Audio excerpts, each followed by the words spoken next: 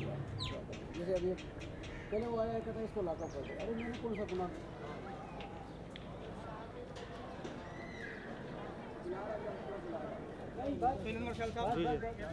Total ये Chinese थे, एक वहाँ पे पाकिस्तानी था जिसको भी जो ज़ख्मी हुआ है उसको लेग में बुलेट लगी है। हम इंक्वायरी कर रहे हैं और इंशाल्लाह बहुत जल्द पुलिस कोशिश ये कर रहे हैं कि पुलिस जल्द से हतमी जो कातिल है उसको गिरफ्तार कर लिया जाए।